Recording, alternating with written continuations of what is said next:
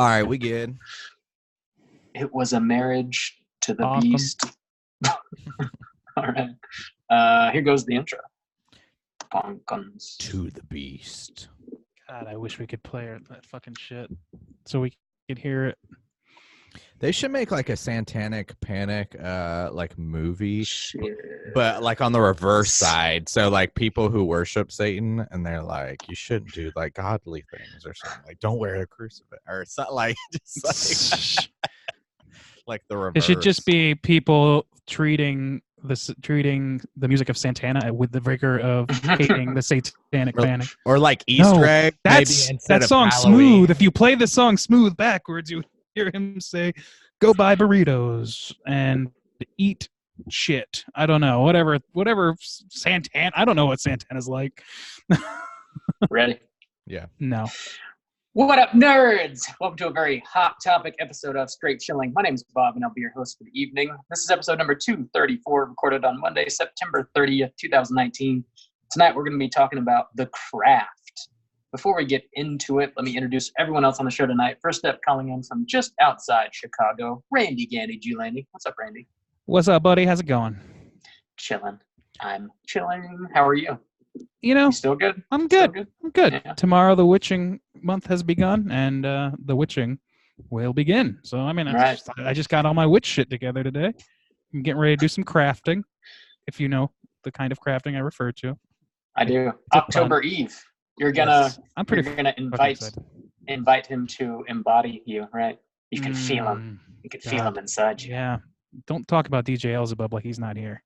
Randy's a slut. Last but not least, calling in from South Korea, we got our boy Soji. What's up, Soji? What up? It's your boy, Spooky Stains. I'm a time traveler, and guess what, bitches? It's already October in Korea. Damn. I know. I'm looking at my computer. 10-1, Bob. Jealous. It's crazy that the year has already gone by so fast. Like, what the hell? I know, Bob. I remember when you were lamenting just 11 months ago about the end of your precious October, and now you've got another one. Why? It's already here. It comes so quick. As do you. As do you. Bob comes quicker than Halloween. Am I right? Oh. The jokes are just terrible today. Let's go ahead and get into some housekeeping real quick. So the October poll pick has got a few hours left to vote on, but I'm going to go ahead and say that it's pretty much done. It's done for. It's been decided. I'm going to declare the victor as being the Texas Chainsaw Massacre. Whoa, your boy's on a hot streak. Shaboy. Leatherface? Shaboy Spook Stains. That's not a good one. Yeah. We've got a bit of a surprise to announce as well. So the Texas Chainsaw Massacre is the winner for the October poll pick, and that is going to be the official double feature for the month of October. Double feature, you say? Whoa! Double feature. Two movies, one episode coming at you. We're talking about the original Texas Chainsaw Massacre as well as Texas Chainsaw Massacre Part 2. Holy shit. Dude, that second Bam. one. I'm excited to cover that second one. The Saw is family. It's family. I'm excited This to check shit's it out. wild. Yeah. Wow. Man, it's been a while since I've seen the second one. The first one, I'm pretty much a yearly view, but the second one's been a little bit.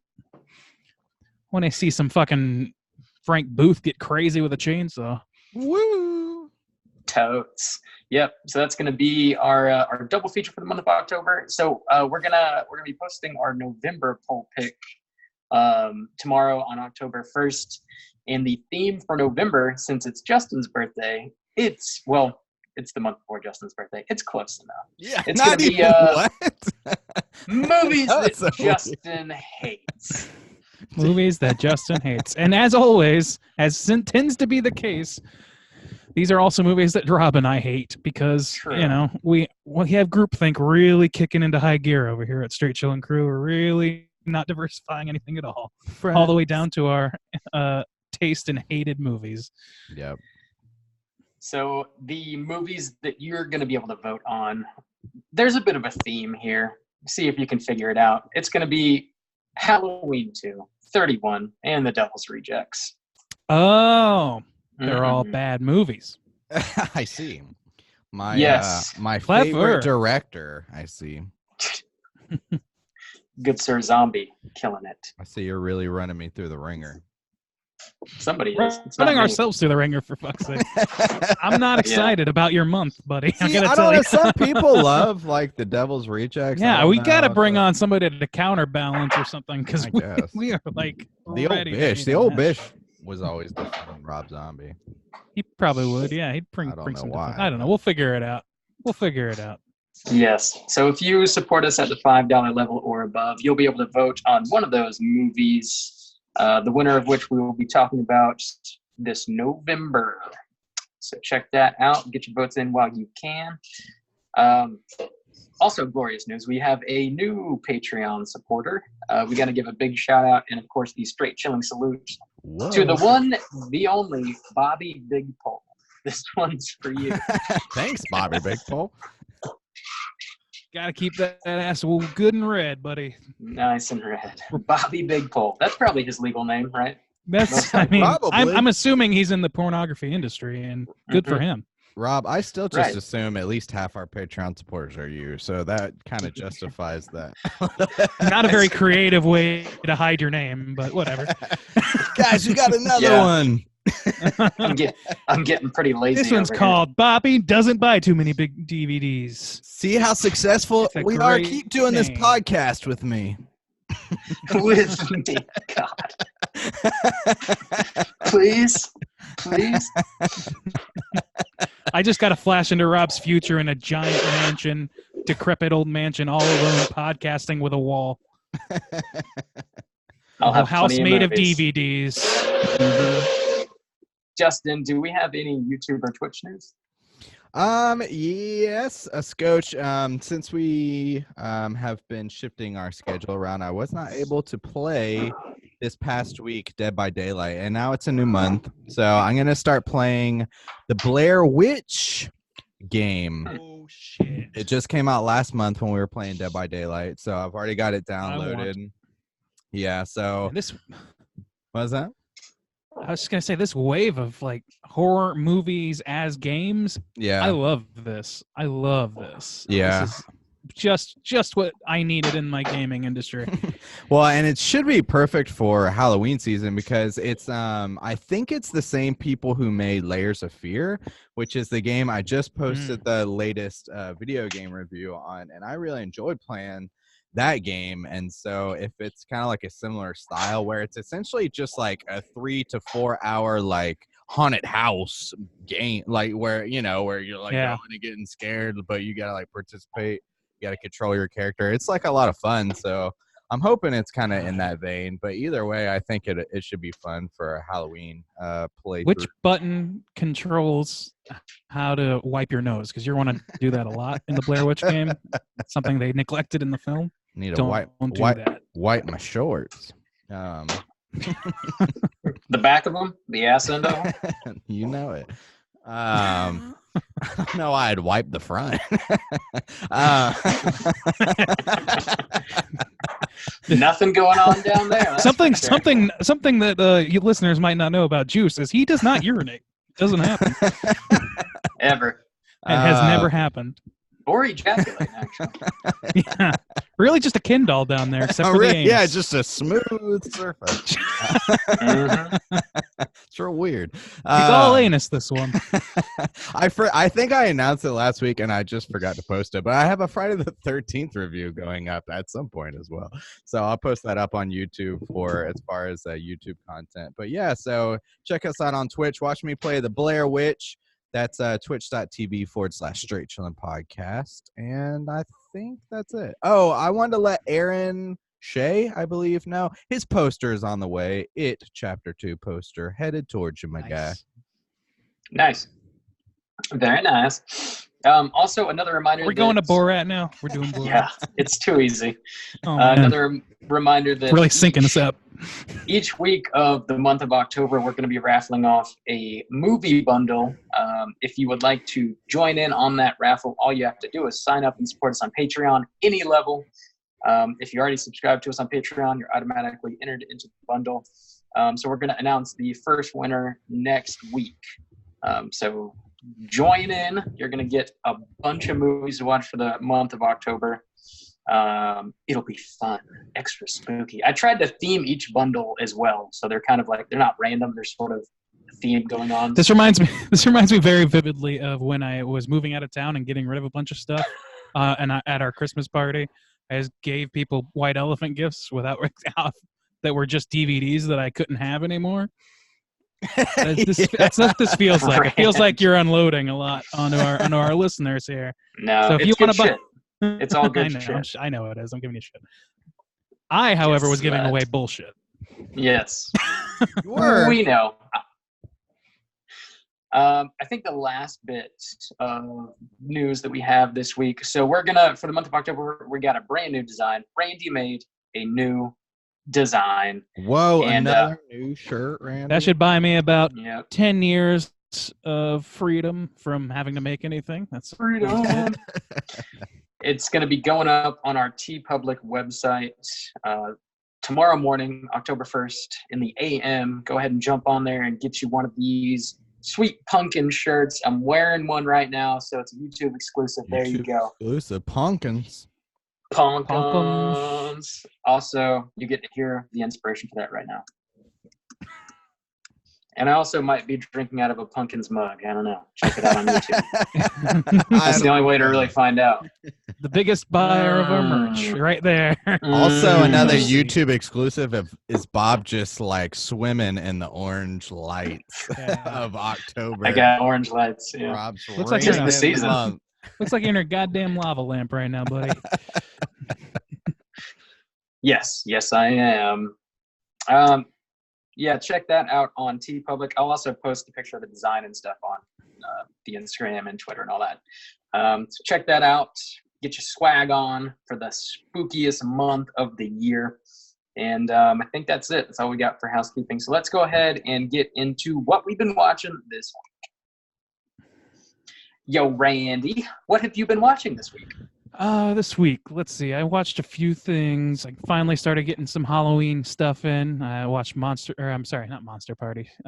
Party last night, nice. Which is, of course, a classic. We all love that movie. And every year, it's so worth the journey back into that little fun bit.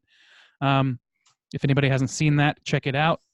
No description needed. It's an extremely short movie. Check it out. It's on Shudder.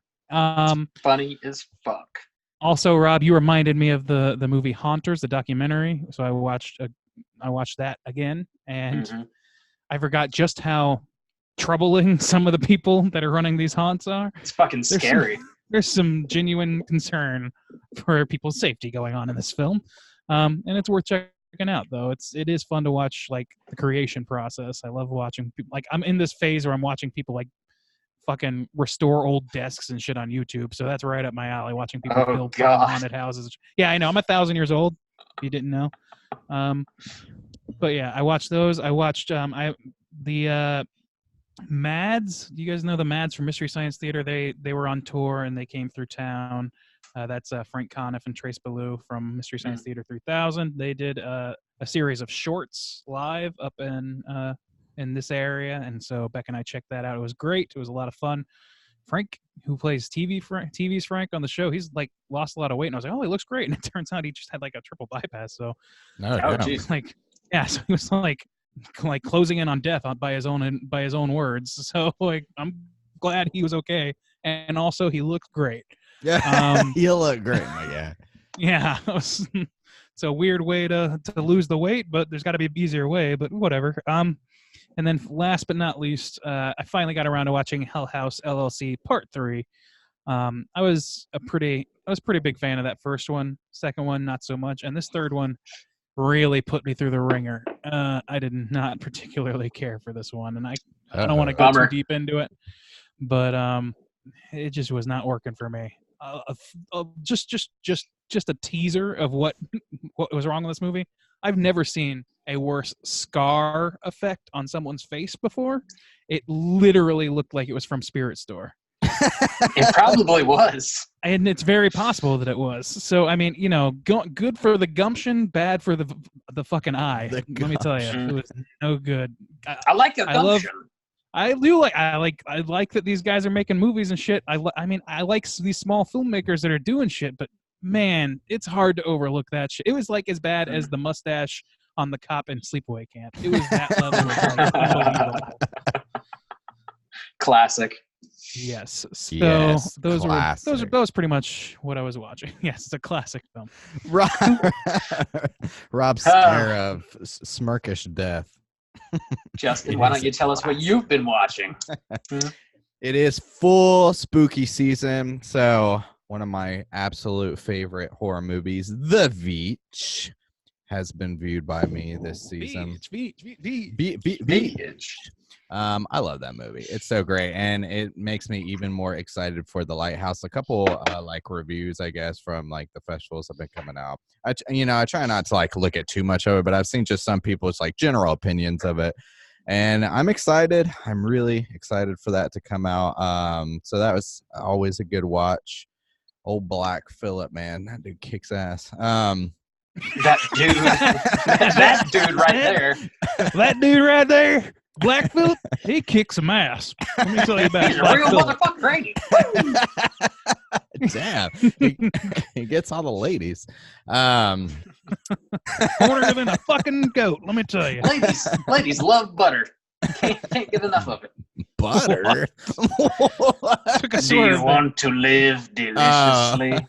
And oh yeah. So butter, okay. Yeah, that's a Continue. Also, I watched It Follows, and it always kind of surprises me. I always enjoyed that movie like quite a lot. I thought it was a pretty like good like original movie, quite a bit, but to find like I know it's like pretty torn. I'm always like reminded, I guess, when I watch that movie, like how much I enjoy it, and then like I'm always like, oh yeah, there's a lot of people who think this is a bullshit movie, and I'm like, that's so strange to me. Are there? Mm-hmm. Yeah, yeah, it's like film? it is, yeah. Which I mean, always, I saw. Sorry. Oh no, on it's our just always Slack, kind of somebody like was surprising saying to something. me. Yeah. Somebody was saying on our Slack that they like it better than Babadook, which I disagree with. I think it was Jim, but I definitely think it's a good fucking movie. Yeah, no, yeah, it's great. It's quite like the reputation, or well, like of like being kind of like a crowd splitter. A lot of people think that movie's just kind of bullshit. So, I like it, and it's a good little watch. We covered that a long time ago. It's just a good little watch. Mm-hmm. We should probably revisit that at some point. But yeah, spooky season. Let's go. Why'd you spill your beans? Fuck these beans. All right. You want to know what I've been watching? Because you're about to find out. I guess. Bob, what you been watching? All right. I revisited that Child's Play remake, and I still like it quite a bit. I like it a lot. Yeah. People throwing a lot of shade on it. I think it's primarily just because it is a remake of a classic, and you're sort of always fighting an uphill battle when you do that. I think for what it is, though, they did a pretty fucking good job, man. I like that movie. That was all right. Well, I still haven't seen it, so check it out. Lukewarm. Oh god, I watched Candy Corn finally. Whoa, which was put out by Dread. It's like a low budget indie horror flick, pretty much about this traveling carnival, and one of the guys he dabbles in, I guess, like voodoo or black magic. This guy gets murdered. He gets bullied to death, basically, and the carny uses his magic to resurrect him. And it's basically a slasher. He goes around, he's got this mask on, he's killing the people, the bullies, basically, one by one throughout the movie. It's a cool premise. The mask is actually pretty badass. It's got a lot of like pretty great Halloween atmosphere going on, but man, the acting is just really some of the worst I've seen in a long time. That's unfortunate. That is very unfortunate. The writing is pretty bad. The score is pretty solid though. It's got a pretty cool synth score. I feel like there's a lot there, but they just kind of missed the mark. And the acting is just it's rough. It's rough. Well, I now also you can checked. watch it again though because you purchased it on Blu-ray. I still want to support indie filmmakers. You know, you gotta. You know, I it was a appreciate directorial that. It debut. also, You know, you know, If only he like could part of me, hire proper or casting. my only thing about like I could almost see purchasing that because the fucking poster for that thing, I'm in love with the poster they made or the cover of that really. Yeah. But then I remember that a printer exists, so I don't know if I would purchase that. Or a phone screen. But I do these indie horror people, they need supporters. So I'm glad Bob's out there using not really disposable income to give them money. Just income. I also watched the first episode of that Creep Show series that's up on Shudder. Oh yeah. So the way they're doing this is kind of like, they're doing the whole appointment TV again, like they were doing with Joe Bob. They're only releasing one episode a week, so it's like every Thursday at I think 8 or 9. They're posting an episode, and the final episode of the season is going to air on Halloween night. And each episode is broken up into like 2 shorts. They're making you wait. Oh my god! They're making you wait. That first episode is okay. It's not like amazing. It's not terrible. It's just kind of okay, which to be honest, I think is fairly consistent with the Creep Show movies. I've been seeing a lot of people shit all over this first episode, like it's not as like confoundingly great as the movies are, and they're just like kind of the movies are cheesy. This show is cheesy. Yeah. I think there's some rose-colored glasses going on in regards to those Creep Show movies a little bit. Could be, but if you're gonna the only beef I have with that though is if you're gonna like resurrect something like this, and you're going to do it to where you're gonna release it where like people have to anticipate it coming out, like I'm gonna tune in, then put your best episode, like put your best foot forward, I guess. Like I maybe mean, that was. Huh? I mean, maybe. So, I mean, but I think that's justified for people to maybe like kind of critique it. It's like, if this is like the debut, Sure. it's like, what do you, what am I coming back for? Yeah, I'm excited. I thought it was all right.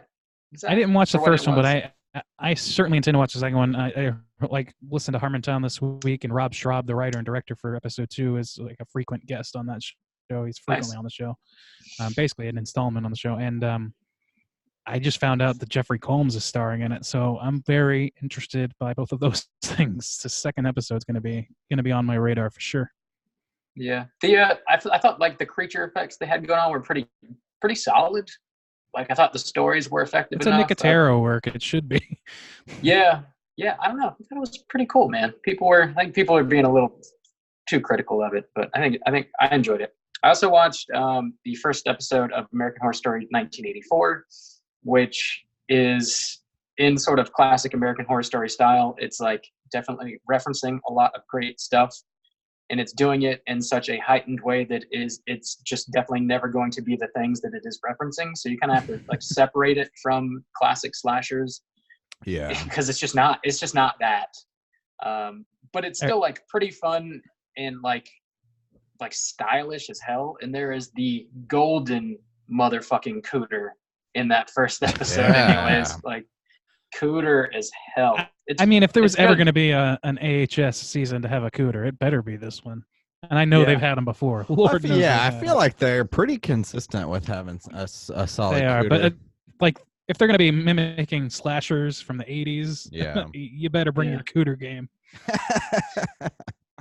Yeah, they come right out with the murdering, man. They go right into it. And I hope it's one of those things where they don't like ride that train for the first 3 or 4 episodes and they're like, okay, well, I guess we kind of blew our load on that. Let's go over here and explore this other random shit that doesn't matter at all to the plot.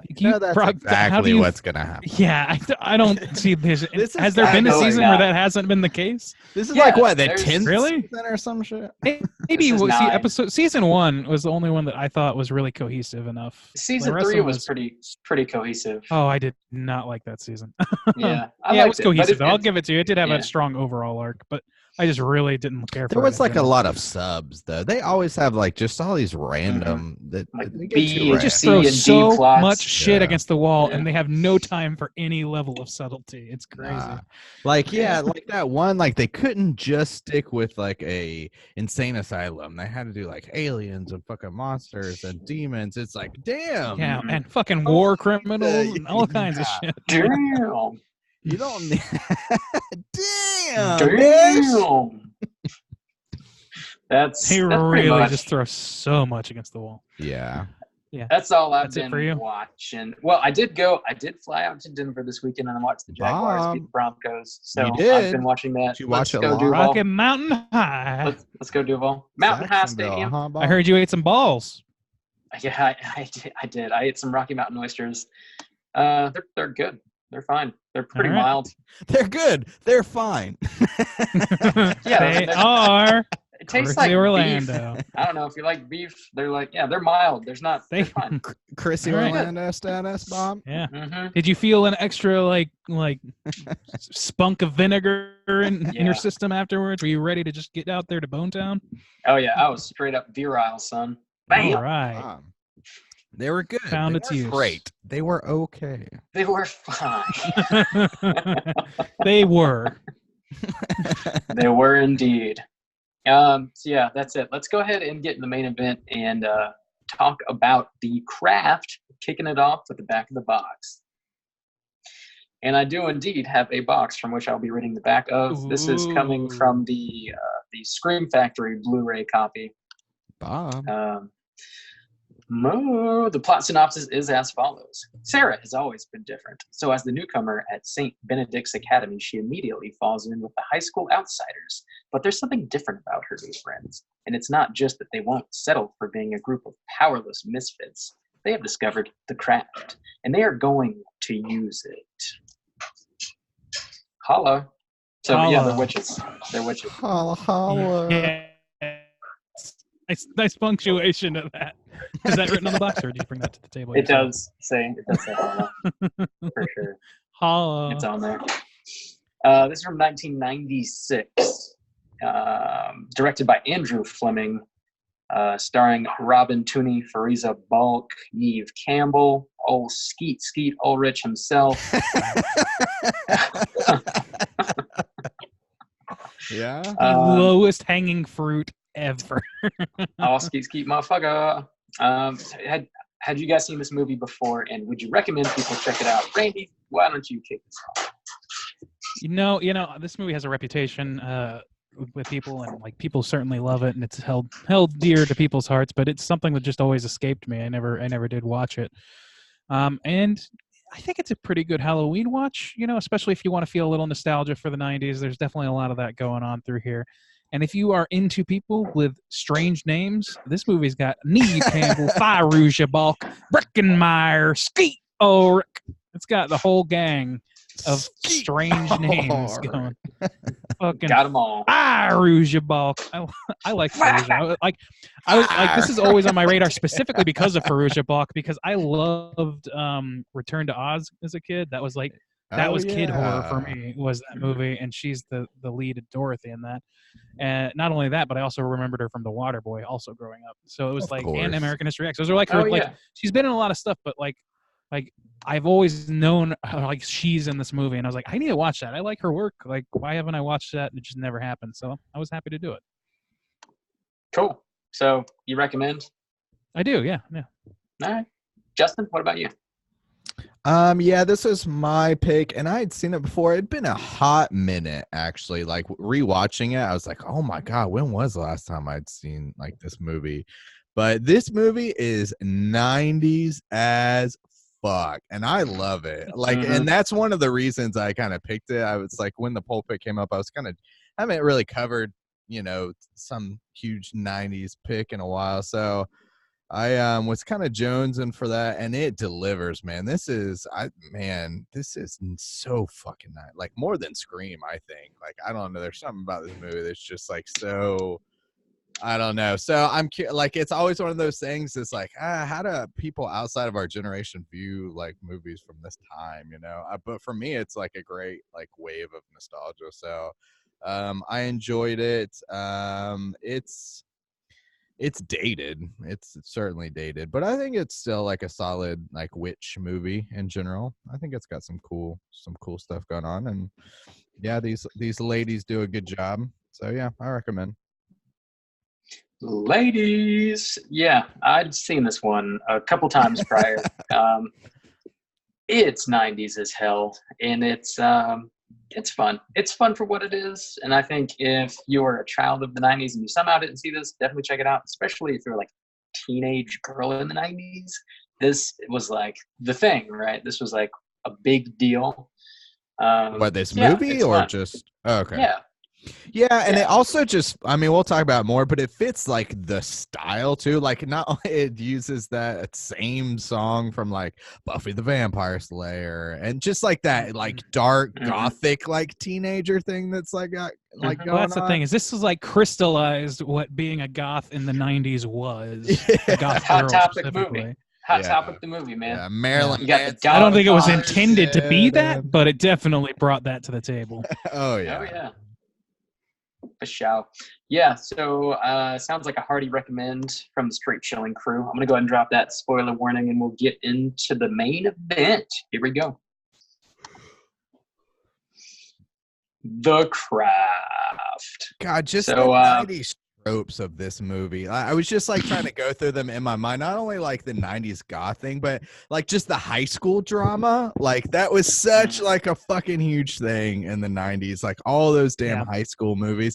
And while I was watching this movie, one of the things I texted out is like how fucking hilarious it is.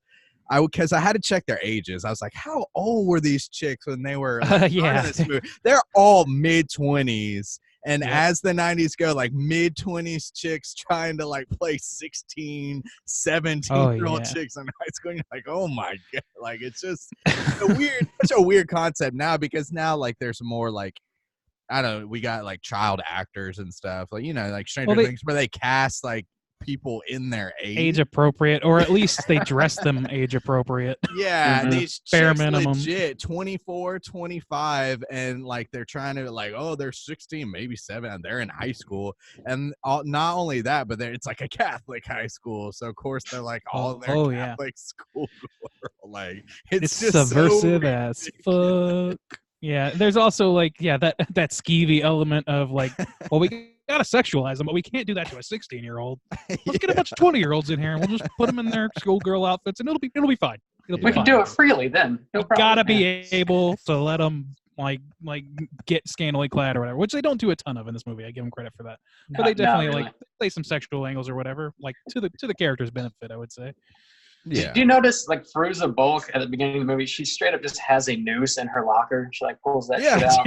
I didn't notice that. What are you using that for? A couple for? times, like, one time she's like... You gotta wrap your books up in something, Rob. Not everybody can afford a backpack. Noose in her. Yeah, I did notice Get yourself a noose. I think it's like a black robe, too. It's not even like a regular robe. It's like oh, man. Extra goth. I want that white robe. That chick, she's like a good actress, but... she scares the shit out of me. Like, I know, but she's got those like crazy eyes. Like she. Oh yeah. I think she's that's very expressive, crazy expressive. That's like one chick who I feel like I just could not hang with. I'd just be like, "You're too wild for me, girl. Like, too wild for the show." We have to burn you at the stake. I'm sorry. I mean, I don't know. That chick, she's got a little crazy in her. She's wild, man. She does a good job, though. She's just very expressive. She's got like extreme features. Like her eyes are huge. Yeah. Her mouth, she's got big old smile. Yeah. And when she uses both of those in tandem, fucking Harley Quinn Joker looking thing going on. She does, yeah. She's got that look. Like when she goes into manic mode, it's really, really manic. She's a good cast for that. That's like her superpower in this movie is she just loses her shit and then things just start flying around the room, basically. Yeah. That's her thing. Yeah.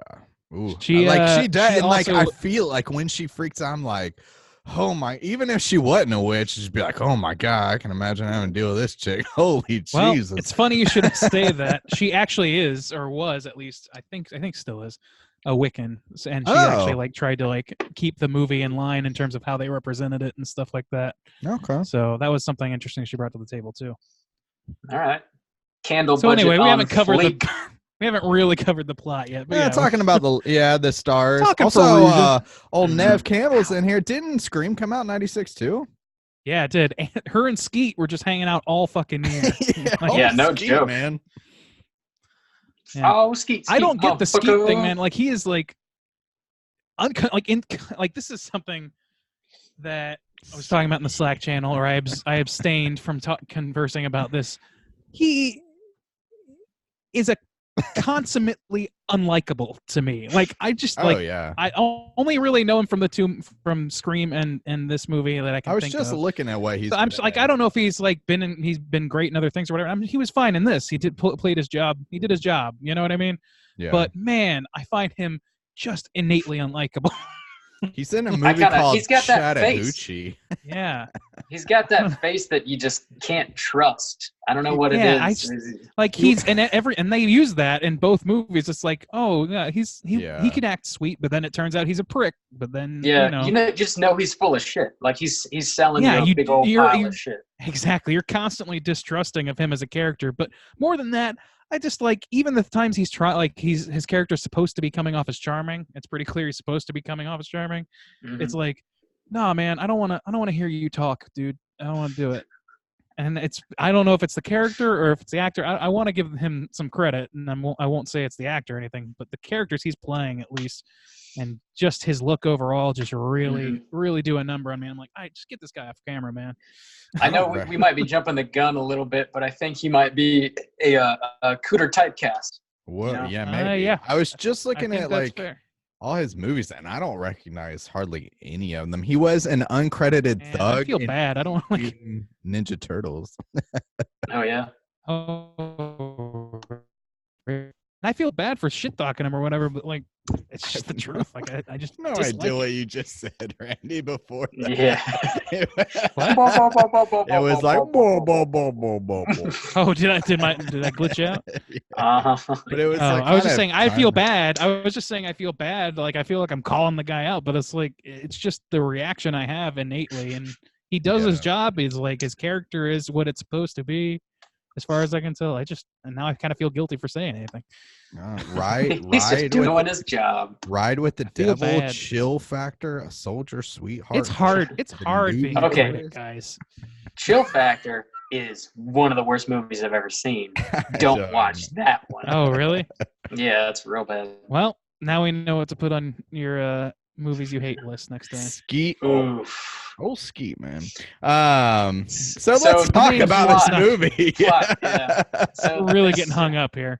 The main character, Sarah, she moves from San Francisco to Los Angeles. She goes to a new high school. She meets a new group of friends, these three ladies that are sort of trying to practice, I guess, Wiccan. They've got like a little coven going on, and they need a fourth member. Just so happens that Sarah is like a natural witch. So she joins their coven, and with her, they are able to actually make things happen. They have these powers that they're developing together, and eventually Nancy, Fairuza Balk's character, kind of gets a little power hungry. She starts tripping some balls, and things kind of spiral out of control a little bit. But that's like the rough plot. They all kind of wish for certain things to happen, and they do come true. And then they sort of kind of like a monkey's paw situation when like you make a wish, you get what you want, but it's not exactly how you want it to be necessarily. It'll get you. Yeah. So they got a little bit of that going on. Yeah, I want to talk about, I guess, each one of the characters and like what they kind of get back negative wise. But I don't think Neve Campbell gets anything negative back. Oh yeah, she does. She does. Yeah, she becomes like a huge prick. Like that's her thing. It's because she becomes a narcissist. Yeah, but that's that's her thing. She can't see it herself. Yeah. Like in her own mind, it doesn't really matter. It's not the same as like watching horrible things happen, but and also like it. I guess it never like the way bothers it comes her back though. for her, like in a way that affects her. Is right, exactly. It doesn't like directly bother her. It just makes everybody else less comfortable. Like and then later they use else, that same logic to trick her into thinking that her scar is like come back in ×3 or whatever, but that's not actually happening. So yeah, I don't know. It's more oblique. Everything that happens to these girls is mostly oblique and like bizarre. Like Rachel True's character, whatever her character's name was, Rochelle. Was it? Yeah. She just wants to be able to dive without being like made fun of by Christine Taylor, and then in order to make that happen, Christine Taylor's hair just starts falling out. Yeah, she's just like a huge racist piece of shit. Racist Marsha Brady over here. Yeah. She's just doing full Christine Taylor at like most mean version of Christine Taylor, and then her hair just starts falling out, and she starts looking like fucking like baby Jason Voorhees and shit. That's right. Actually, I thought like that was one of the better like disturbing moments, because this film plays it pretty safe, honestly, as far as like effects. But like as far as like effects and like disturbing things go, like there's the scene.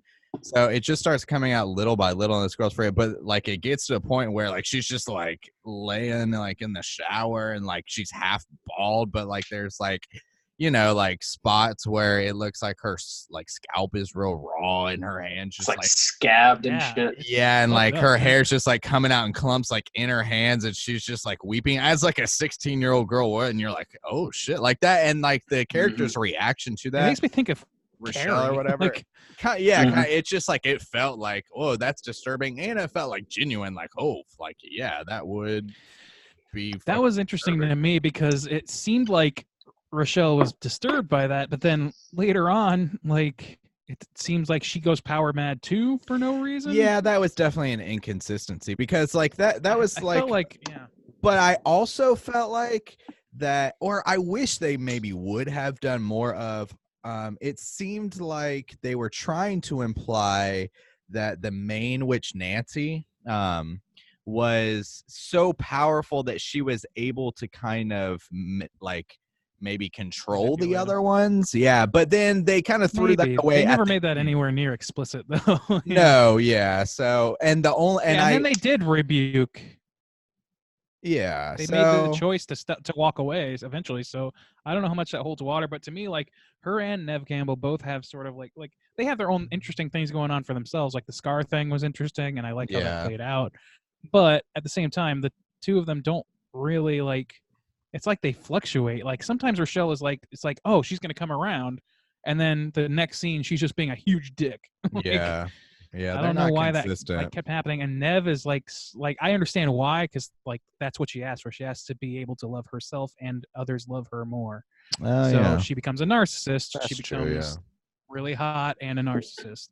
So I'm so hot. I can understand her God. Like her brain chemistry has been altered. But Rochelle is just like I can't imagine like if you're like your rival at school as a high schooler started like losing their hair uncontrollably and you watch them crying in a shower, you might think a little lighter of them, might be like a little more sympathetic. And there's this moment where you think that maybe they're going to bury a hatchet or something. They meet at that party by coincidence. Christine Taylor's wearing a wig. She's like, hey, how's it going? And she's like, fine. And that's it. Like no more happens between them. It's really weird. It's like they cut something and just left that tease in. It was bizarre to me. Yeah, and Sarah asks, like, she wants to love herself more, and then she also, like, casts sort of a spell over Chris, Skeet, and he starts falling like crazy in love with her, but it's like super creepy, like he's showing up outside of her house. Yeah. And it gets to he tries to rape her. So yeah, so it gets to a point where like she finally goes out on a date with him and he just like tries to rape her, which is fucking crazy. Like he's just that obsessed. And she kind of brought that on herself. In a way, which is God. oh wow. No, I mean, she's like trying to cast. I don't know if you want to die blame it over. Nah. Oh come on! I don't know if you want to die on that hill, my man. But I can tell you that thematically it makes sense though, because I am not victim blaming over here. Jesus Christ. This is like you what's really interesting brought it is, on herself. What's interesting about that though is that's the whole like teenage girl experience in some capacity. Like that's one of the reasons this movie appeals to teenage girls, is because that's the story of discovering like the power of your sexuality and all this stuff. Yeah, you have over dim-witted male idiots and not so dim-witted male idiots too. And it's just an allegory for that. And in that way, it makes and date rape is a part of that, unfucking fortunately. But and really so all like of this is kind of a part of that. Like everything that they deal with, yeah. like the one girl, like it's her rival and wishing like, man, I wish I could just be treated with respect. But then like, seeing like what happens when like, oh, her hair falls out. Except for because Nancy's thing is like she just like hates her situation. Like she's kind of like white trash, she's power hungry, and her mom, and nobody respects her. And even her thing, was that she had kind of like dated Chris at one point and like slept with him, old Ski, and he kind of rejected her, and she's like the goth in school, and she plays up the whole like weird thing, but it's mostly kind of like to get attention and shit like that. So yeah, she's the one's like, I just want to be powerful, and of course that one just like goes way out of control. Yeah, she ends up causing her stepdad, I guess, to have a heart attack. Her stepdad's kind of a piece of shit. He like hits her mom, and Nancy loses her shit and starts screaming and freaking out, and like the microwave catches on fire, and the dude just like falls down and dies. And they inherit, I guess, a life insurance policy from him. They get like $175,000, and they get this like penthouse in the sky and all new furniture. I know, boxed, and like it's like, dude, you are now broke again. You was I love how it was like $175,000, which I know like in the 90s, but yeah, it's like this. And they live in LA. They're in LA. Right. They buy this like high-rise apartment and like a jukebox and some like a car. They bought a muscle car or some shit. Or she's driving around. Yeah, and it's like 175, isn't it? Yeah, there it goes.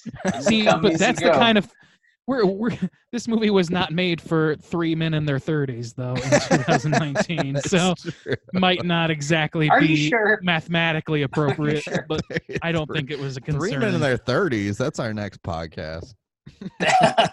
Is that not the current podcast? I think we're there, buddy. 3 men in their 30s. Yeah, that's a big winner on fucking Apple. Everybody be listening to 3 men in their 30s bitching about stuff as if that's not every third podcast. These teenage girls in 1996 don't know shit about proper They need to learn the value of $1. That Fire Rouge Balk needs to understand how to budget. I love how you pronounce that. Really living outside their means.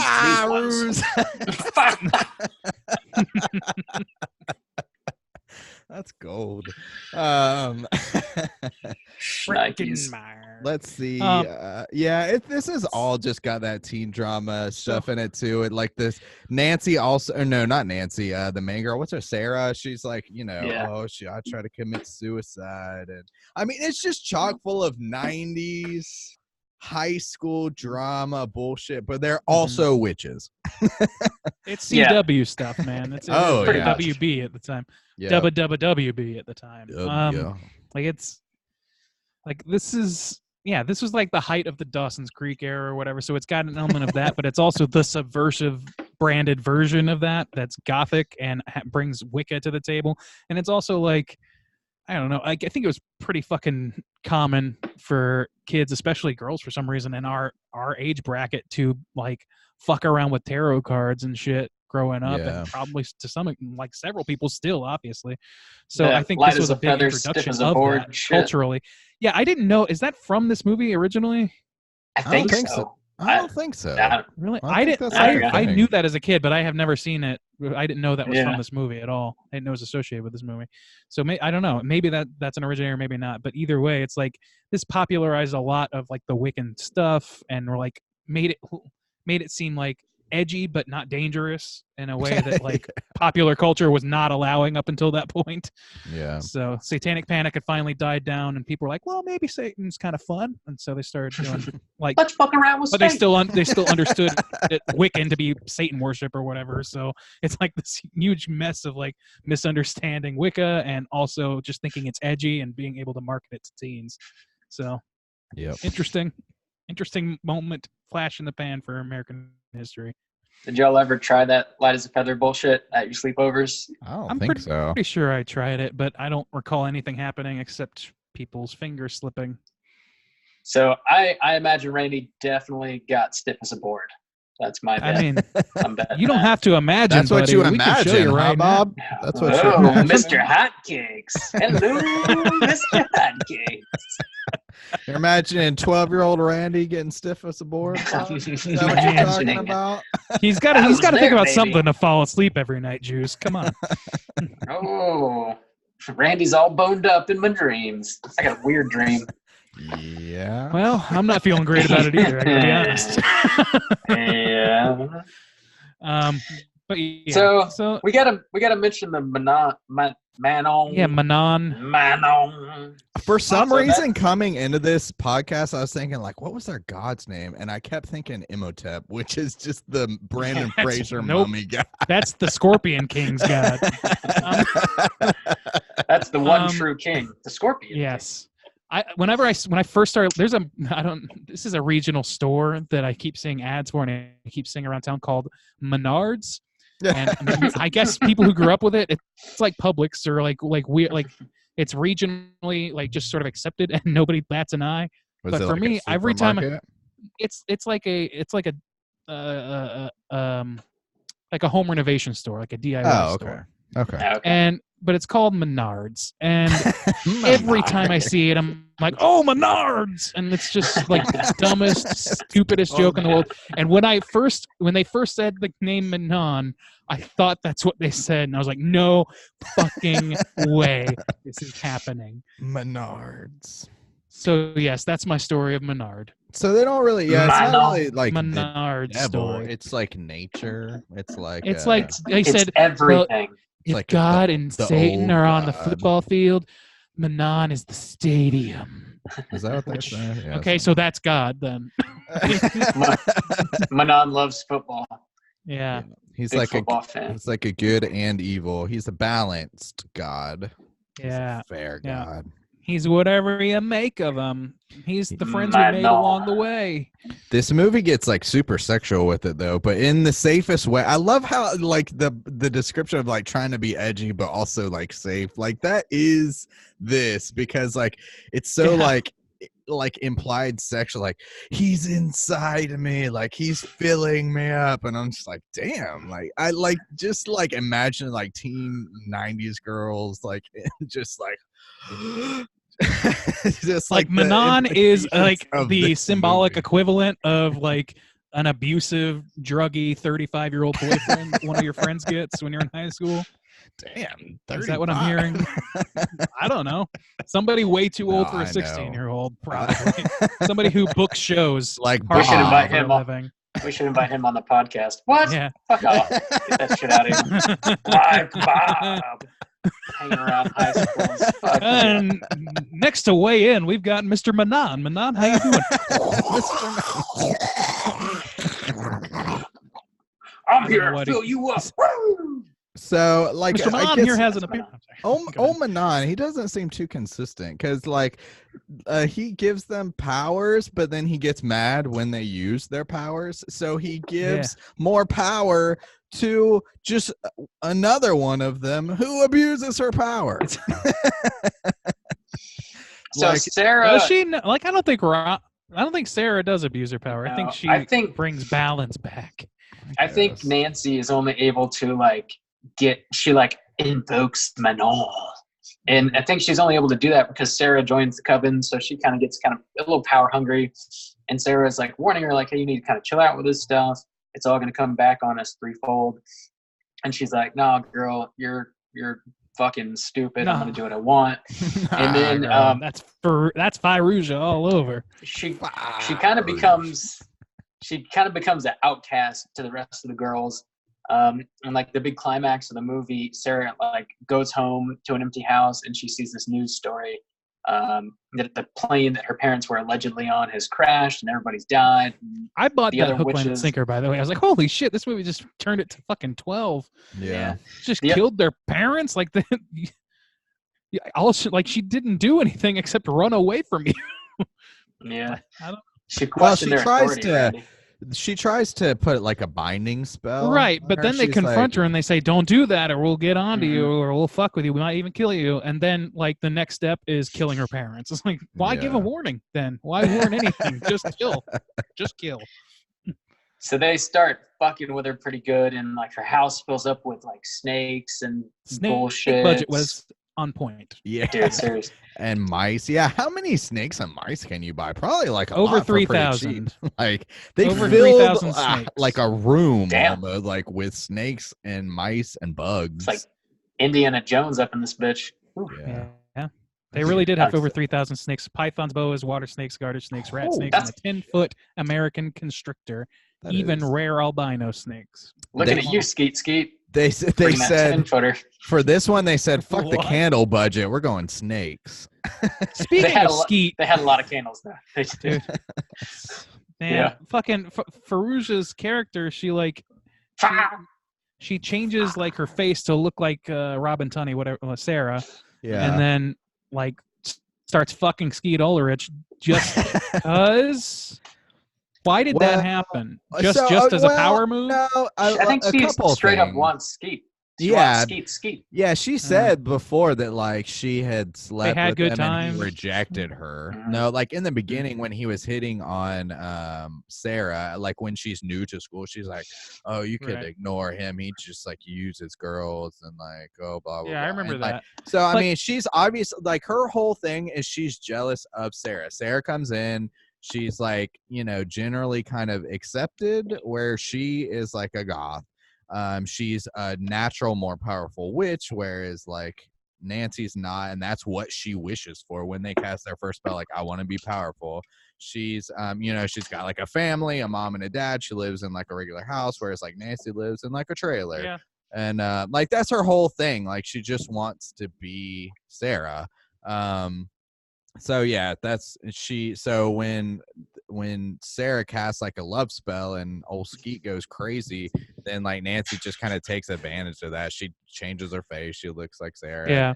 She fucks him, but she uses that to like fuck with her too. Mm-hmm. I forgot also that this is right after he tried to rape Sarah, so she's reacting to that. So she's just pissed at him also and just wants to fuck with him. And but then I thought she was going to go and just straight up murder him, but first she decides, hey, you know what?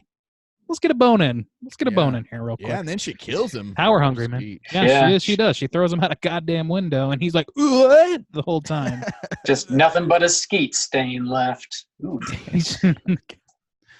So they, to like kind of wrap the plot up, the girls, like after they fake that Sarah's parents died, they show up to her house, all the snakes are crawling around, and they're like, we're going to make it look like you killed yourself, basically. And they like cut her wrists, and they make up this fake suicide note.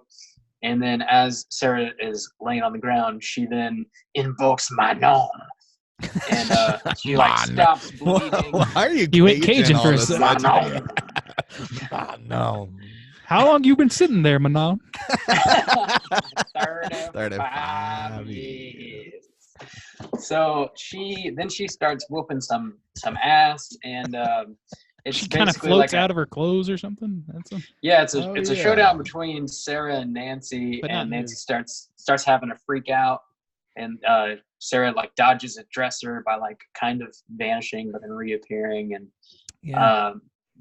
basically the way everything ends up is Nancy admits that like they were just fooling with him. Her parents aren't dead, and Nancy ends up in like a psych ward. Except she slashes her wrist, and then they're all trying. We're just messing with you. It's like you got her wrist. It's like sorry, we and she's like, what, tried to kill me? And she's like, yeah, sorry. It's like, what? No, fuck you, fuck off, go fuck yourself. And there's no sorry for attempted murder, you fucking asshole. Get out of here. Sorry. And then they're like, she probably doesn't even have powers. It's like, that whole killed your best friend or whatever.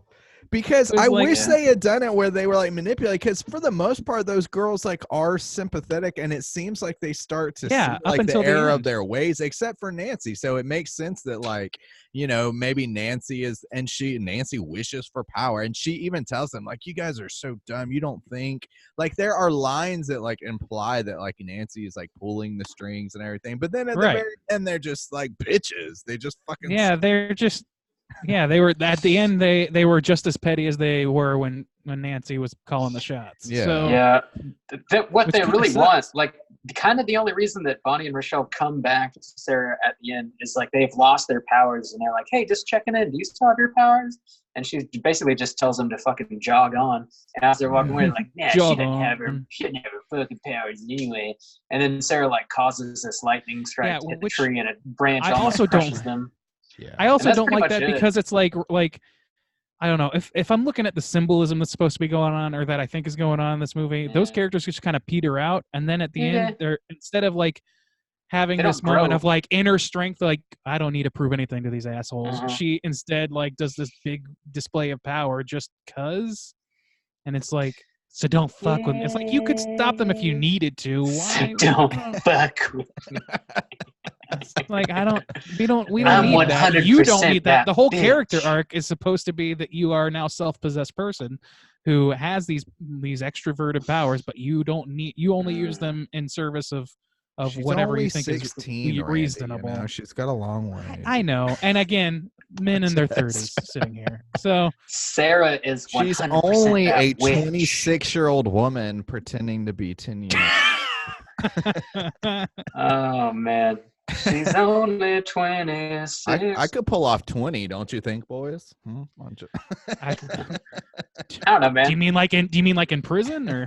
Probably not. You probably pull 20, 30 in prison for the shit you say on this podcast. Your ass is about to get extradited real quick. Damn. We got to get this one out of here. Don't rat me out, boys.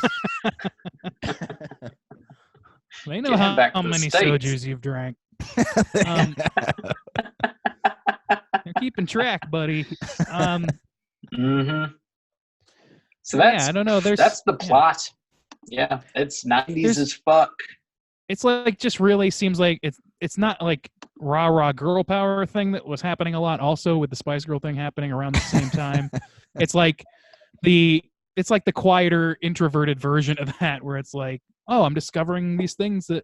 This power that I have on the world around me, whether it be my sexuality or my capabilities as a swimmer or like in like physicality or whatever it is, they're figuring these things out, and that seems like the not terribly subtle, but the more subterranean plot that's happening here, the arc. But it's just weird that a couple of the characters kind of just peter out into just being petty in general, just like being, oh, we were power hungry and then we saw ourselves with scars again, and now we're sorry, even though we also think you suck still. So like, what's that? I don't know. Yeah, that's kind of not much of an arc. Yeah, not much of an arc. Sarah's the only one that has. Sarah and Fairuza Balk are the two with the real arcs going on, and Fairuza's is just like, I need to have the power to get out of this situation, and then when she gets the power, she's like goes mad with power, and then starts abusing it, and then she ends up losing it because she's not the only one with power. She's not the only one that is capable of, affecting the world around her the way she thinks she is. And it takes Robin Tunney, her Sarah, to discovering her own inner strength to counteract that and create the balance again. So there you go. Yeah. A lot. Bam. The craft. Any other things you guys want to touch on before we give our ratings on this? Gucci. Nope. Gucci gang, Gucci gang, Gucci gang. Let's do it. Randy, out of 5, how are you feeling about The Craft? I think it's definitely a fun watch for me, and I think the nostalgia factor really does go a long way. There's not like Justin, your question of whether it's Scream or this movie or the more 90s movie, I don't know. That's a tough call, but they both like hit that nice sweet spot for me where it's like, oh yeah, I remember people like fucking dressing this way and using this kind of slang and all that shit. The living Jinko Skeet Ulrich being in front of people.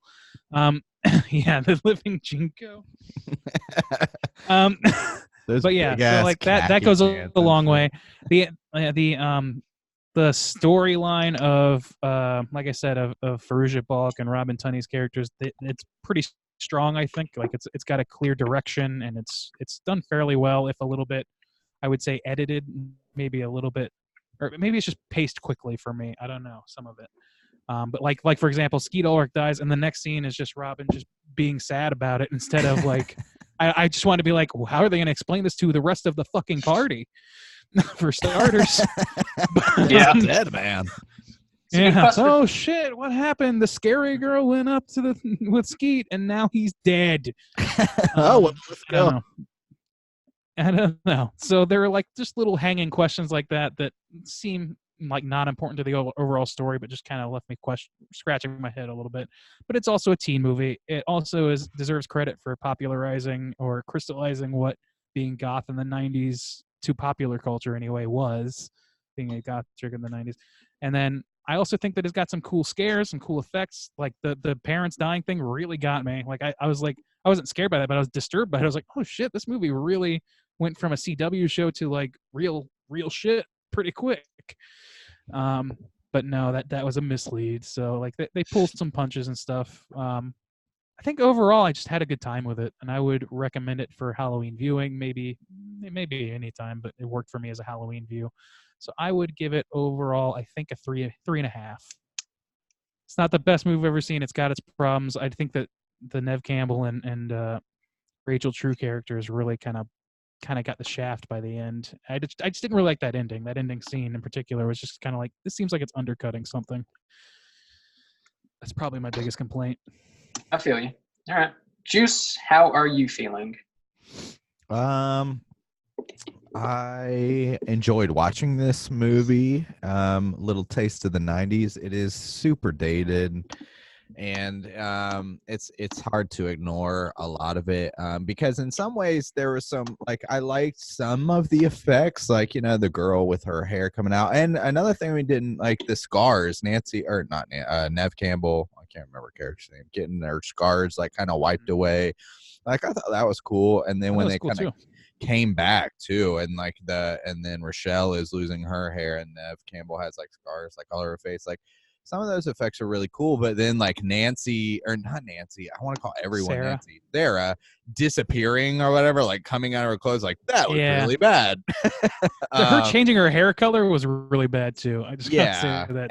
And changing like the faces or whatever, that didn't look very good. So limitations of the time, but damn. It was, yeah. So it's a mix. And in the same way, there are some great like character moments. Like, I think looking at these girls, like as they kind of start out and like build their friendship and stuff like that, I think there's some really interesting things that go into play here, especially like when Rochelle like starts to kind of regret or feel bad for the other girl. But a lot of that peters out too. Like, you know, I didn't like how they were treated in the end, like where they kind of ended up, and how like Randy said, like she sees that girl at the party and like nothing ever happened. So it's a bit of a wash sometimes, some good and some bad.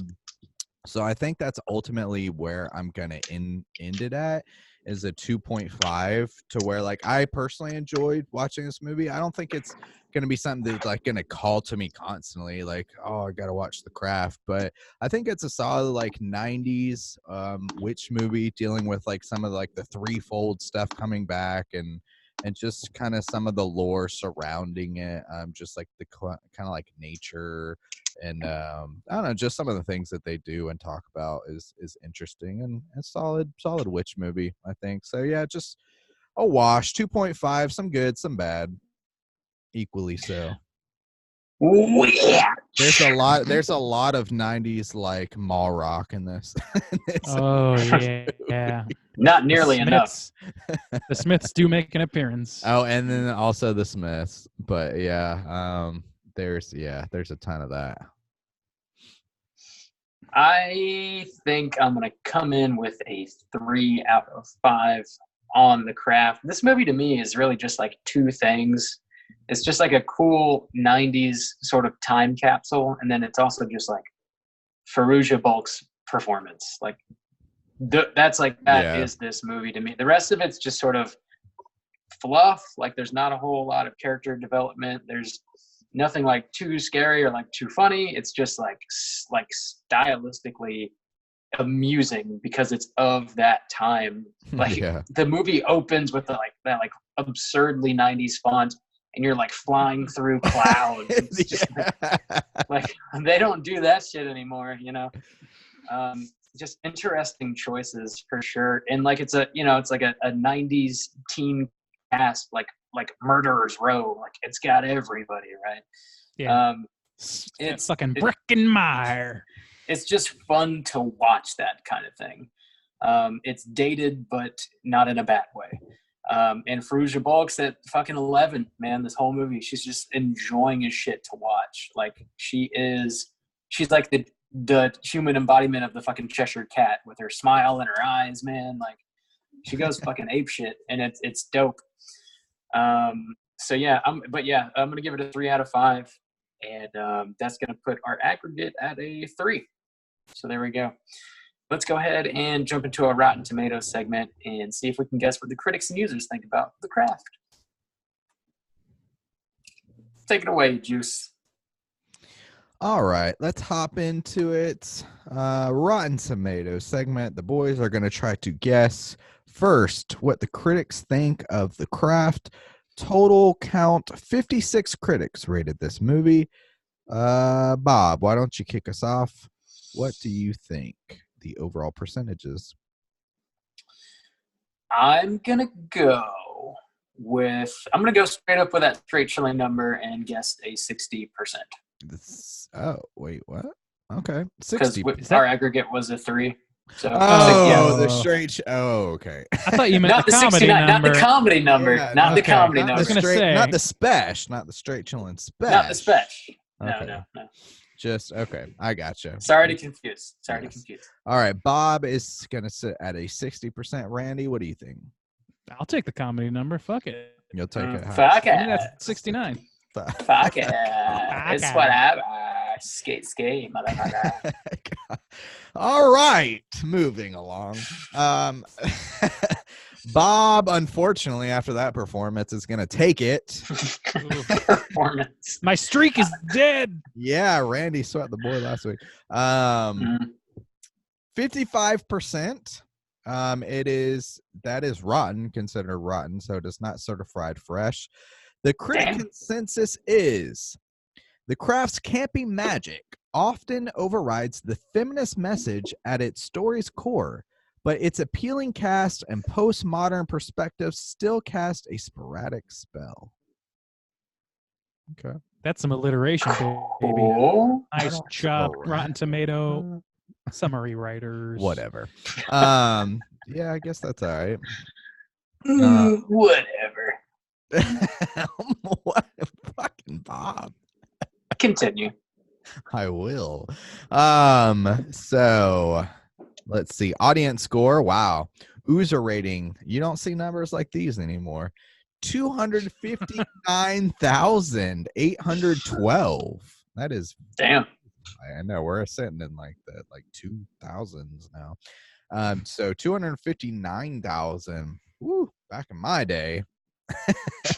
Rotten Tomatoes ratings were really high. Let's see who Randy, kick us off. What do you think the oozers think of The Craft? I mean, I gotta think it's flooded with a lot of big fans and a lot of people who took a lot from this movie. So I'm going with 80. 80. Mm-hmm. All right, to Robert.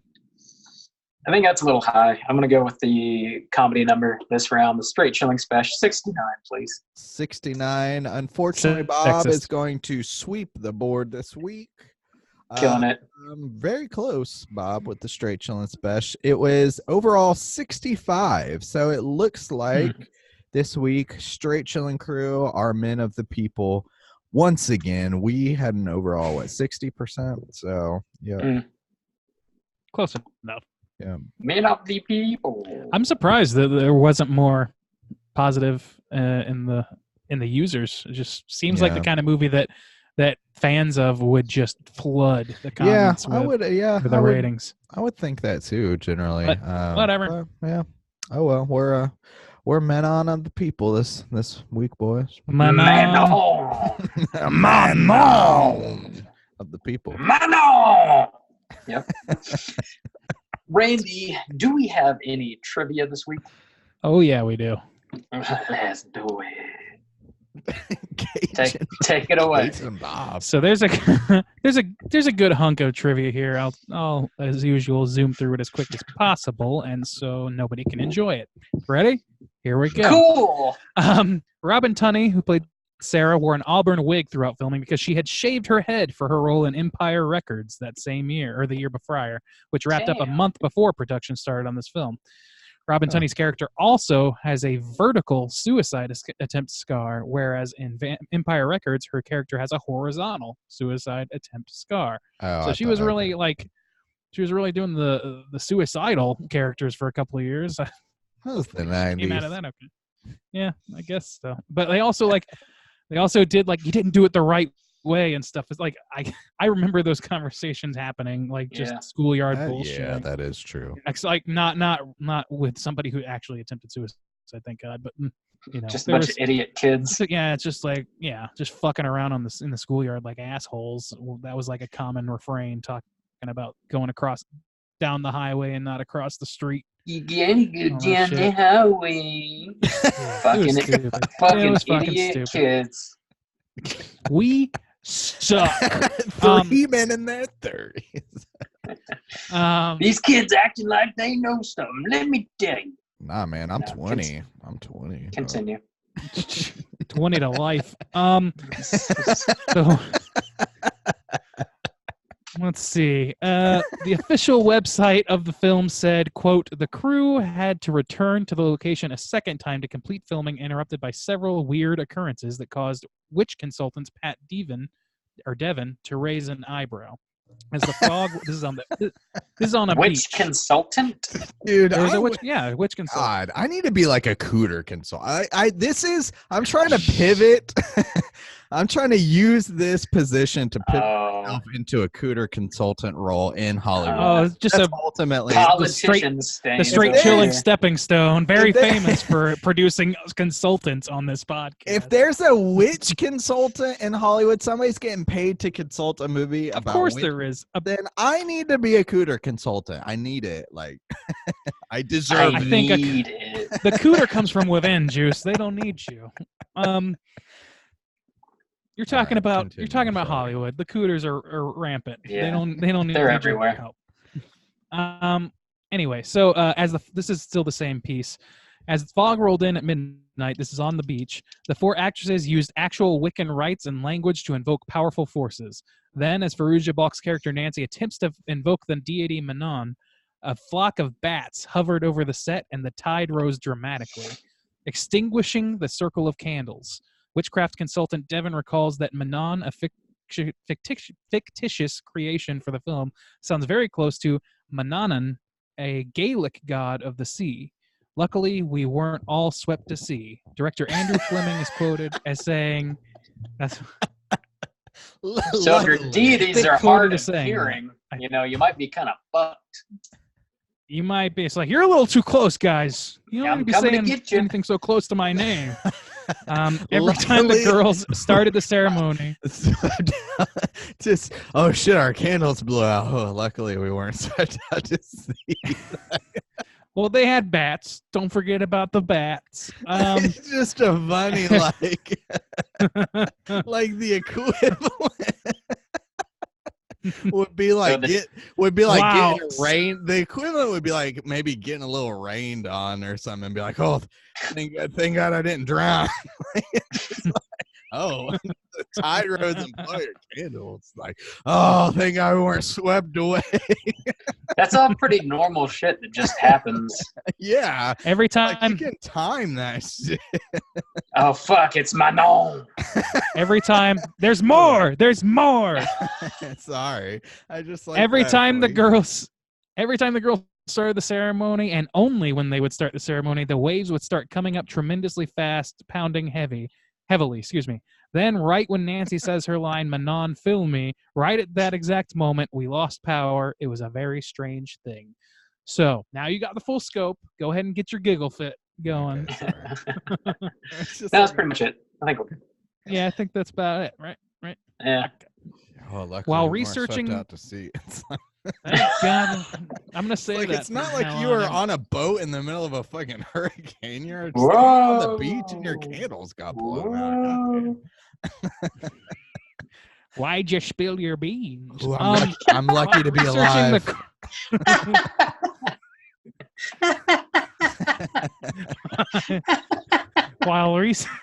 Calm down. I love that that's already a thing. Yeah. Oh yeah, it is. Of course it is.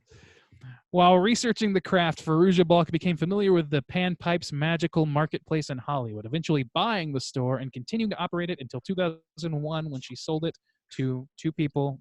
I don't know if they want their names on here, whom she had brought in as managers after her own purchase in 1995.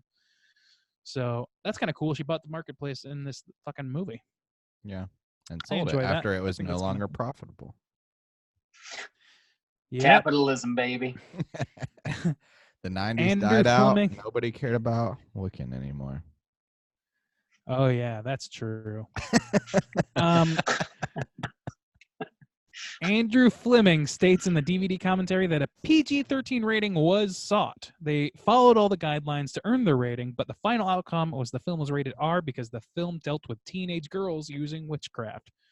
Some of those lingering satanic panic tendrils. Wow, that's very it surprising. sucks for them. I mean, Oh, I guess America. you could say like women in their mid-20s pretending to be teens try to commit suicide. I mean, the cutting your wrist, I guess that's the most like intense no. thing It's in this it's the movie. witchcraft. It's the witchcraft that did it.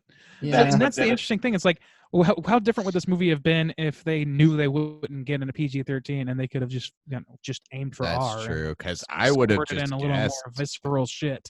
Yeah, this was PG-13. I mean, I would have too. I mean, me too. It's not surprising to me, and I could see it being like a little bit on the cusp, but not really. There's nothing tremendously gory or not a lot of curse words even. Like they're not even like party teens or but... anything. Yeah, I guess. Yeah. Right. Yeah. They're That's not drinking really or like doing drugs or it's really that one scene where the other girls cut the one girl's wrist. Like that's pretty all rough. I can think of. There's some light shoplifting going on. You know, that's pretty rough. Shit! That's Whoa! These witches are shoplifting. So there were plans to release a direct-to-DVD sequel focusing entirely on Nancy's character. However, those plans were dropped for unknown reasons. I'm pretty glad that didn't happen. As much as I like Fallujah, I'm just not in favor of unnecessary DVD sequels. Focusing on her, like what, breaking out of the asylum? I guess just living in the asylum and then getting out. I don't know. Just living. Unclear. She's just living. She's living life. Angelina Jolie was considered for a role in this movie. Oh, Angelina Jolie. She was about 21 at the time. Yeah, I could see that too. But she did not. She probably was this is younger interesting than the chicks that were in this movie. Maybe. She was 21. She was actually closer to teenage than these girls. No, we don't want that. I think the youngest one I think it was like maybe 23. So that's Rachel True, I think, was almost in her 30s. Anyway, so the song "How Soon Is Now" was originally performed by the Smiths. Love Spit Love did a cover for the soundtrack. The Love Spit Love cover of "How Soon Is Now" was also a theme song for the WB show Charmed in '98. Charmed is a popular TV show which ran for 8 seasons and is also about witches. And here's the real kicker. You ready? That was Kick me in the nuts. Here's the follow-up. In 2017, Andrew Fleming stated that Charmed actually ripped off his film. Fleming revealed that he actually wrote a pilot based on the movie for Fox, which the WB was also strongly interested in, and that it was his idea to have "How Soon Is Now" as the title theme. The pilot was not picked up, and the following year, Charmed premiered. Furthermore, Robin Tunney stated the ripoff was completely obvious to the point that people would think I was on Charmed for years later. So they just completely ripped off his shit. Yeah, I could see that. Sucks. That shit happens a lot in Hollywood, but yeah, hopefully less now than it did then. But that shit sucks. And I definitely got those two things confused growing up because I never saw either of them really. Yeah. But yeah, fucking WB. The dubs. After Sarah returns to her house near the end, their house is full of snakes, rats, maggots, etc. As she retreats to the upstairs bedroom, we see her pass a whiteboard with the name Gustav Klimt. Did anybody see that? No. I did. An artist, who is an artist whose works were denounced for their eroticism. They also they're also known to have a common theme of the femme fatale, or women who are empowered and strong. So they definitely snuck it in for a reason. I'm guessing that's it. This one goes out to the Katy Perry fans out there. Katy Perry's song "Dark Horse" from her album "Prison" is inspired by this movie. Never heard it. I listen every day. No, I've actually never heard it. But that sounds cool. I mean, I've heard it. Thanks, Katie. I don't. Yeah. Okay. Really? I don't think I've heard it. I don't know. Oh, wait. The Dark Horse song? Wasn't that like her popular song? I don't think so. And if it was, I just don't know it by name. But 3 men in their 30s. 3 men, yeah. Definitely. Whoa. This one goes out to people who are more in tune with this than we are. 2 men in their 30s, one in their 20s. So, Juice, you kind of touched on this. In the shooting script, as well as the early edits of the film, it is implied heavily that only Sarah has actual magical powers, and the other girls' abilities are merely a result of them leeching off of her magic. Okay. Which I think is kind of interesting, but it's okay without it. It's kind of an interesting take on it. I didn't really think about it that way, but it definitely seemed like she was the most powerful. Yeah, I mean, well, before that, the girls, I mean, they didn't say they had like successfully really done anything. No, they said no, it's not working. They were frustrated because it wasn't working. They were looking for a fourth, and then they saw her just fucking around with a pencil for some reason. Yeah. I was trying to keep a low profile, doing magic in class. Which could, because I mean, like the first time they actually do anything is when they all share the cup and they drink her blood. Yeah. So I mean, yeah, I get it. No, and what Nancy asked for is the powers of Manon. So obviously she then gains powers. Yeah. But it's not really a true thing. She's and able you to know be bound. what? That's kind of an interesting concept too. Because then if you look at it from that perspective, like Sarah was like also like a new girl in school and like trying to make friends, and that's like who she like attached herself to, and you could think about that as like coming back threefold because there's three of them. So like, oh, you gain friends, but all three of them turn out to be shitty and try to kill you. So like that could be a thing too. So that's kind of interesting. Yeah.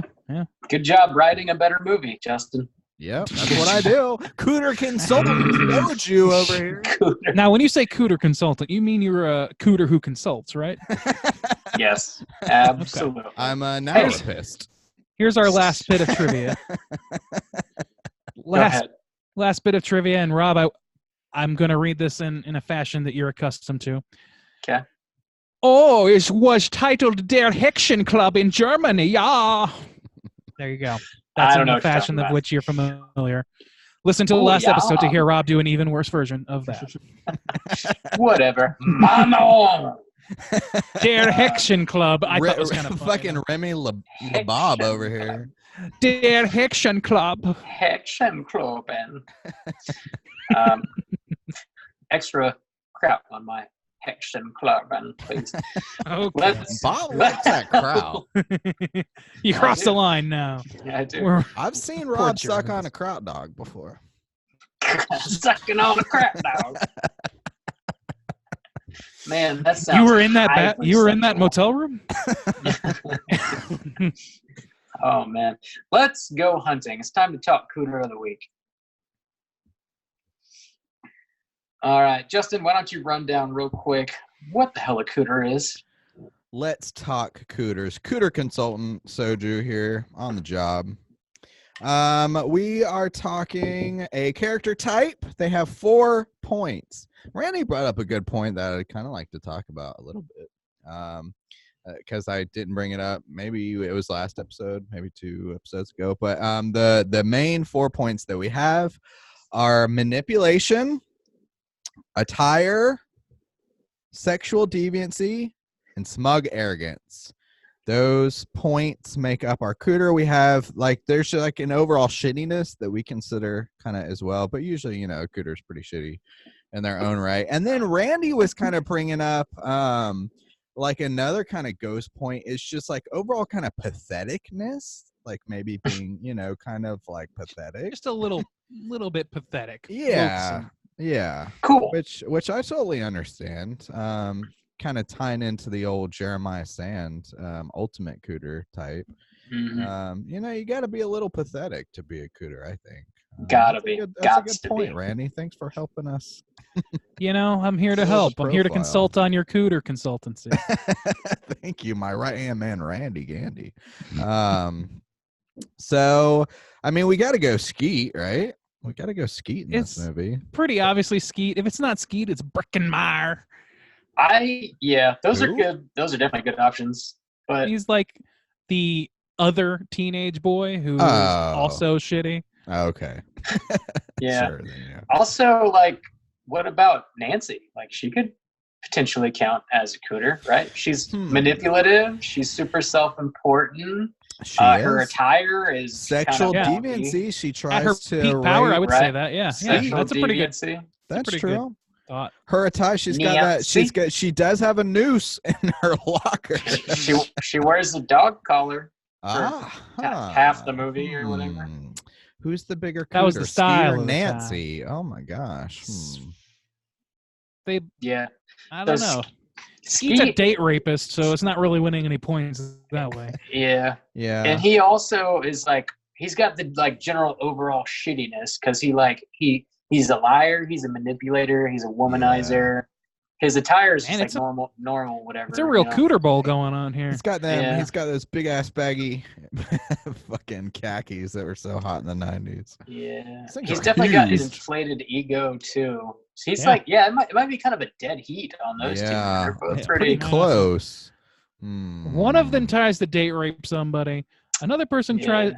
Nancy tries to kind of rape him too because he's dead drunk and she changes her appearance specifically to appear like someone else. Yeah. That's and then Nancy is also trying to murder people on top of that. Yeah, but Nancy is the only one that's murdering people. Right. So maybe that puts her over, maybe not.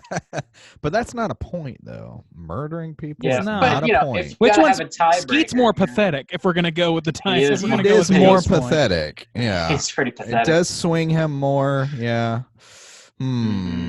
It's close. It is close. Interesting. I mean, there's no rule that says we got to pick one. We can pick both, right? That's true. Wow, cooter of the week.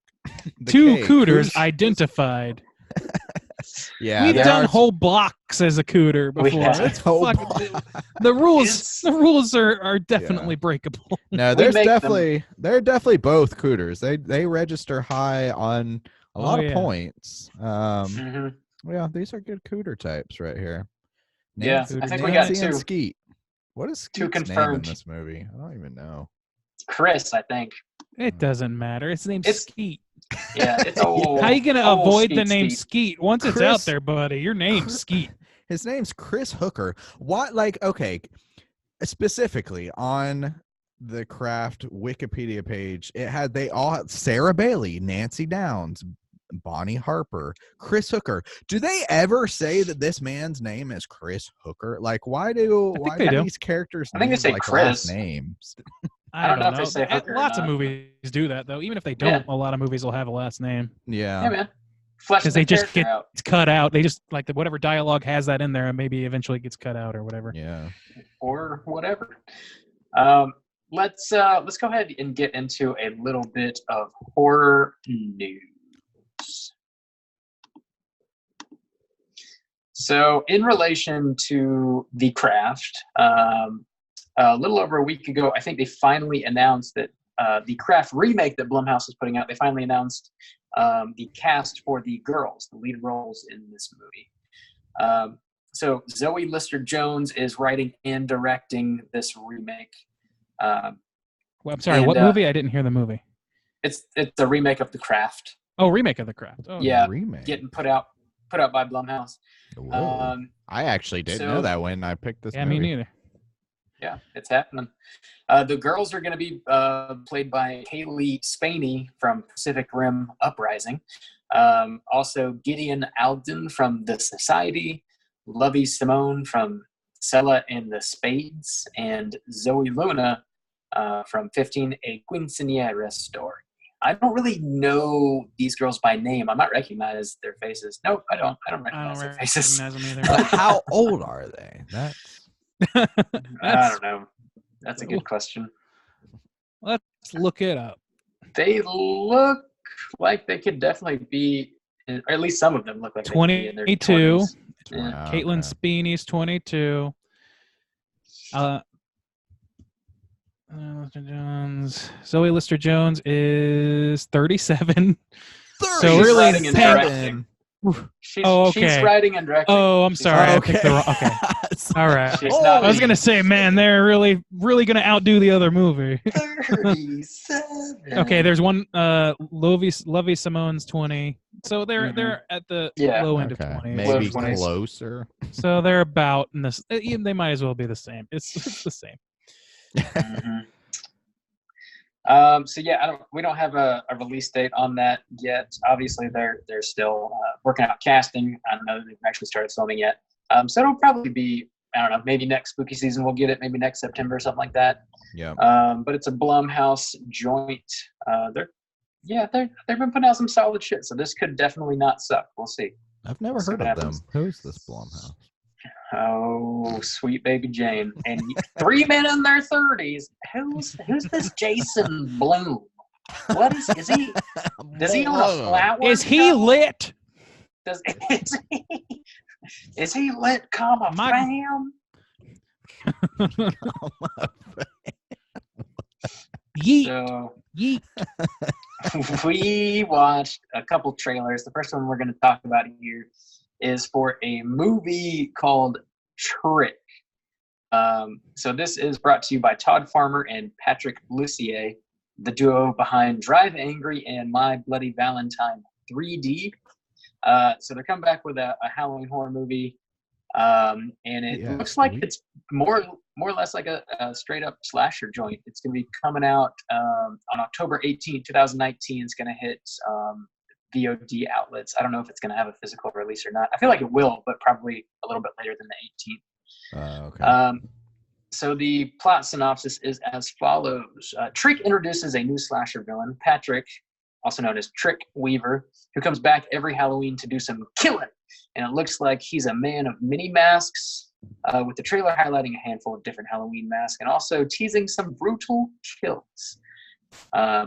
So yeah, I don't know how you guys feel about this trailer. I was interested. I thought it was like I just like that there's generally seems to be an influx of Halloween like directly Halloween related horror movies that aren't in the Halloween series itself.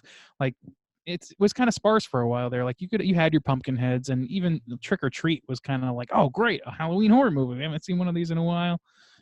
Not on that scale anyway. And I was excited. But like now it's like you got candy corn, like a lot this year it seems like coming out that are it seems weird for them to like wait that long to release it since it's like Halloween specific, because that's the only thing you like, unfortunately, like, you know, Halloween specific movies, once Halloween's done, you know, it's kind of hard to get there's back a window into it.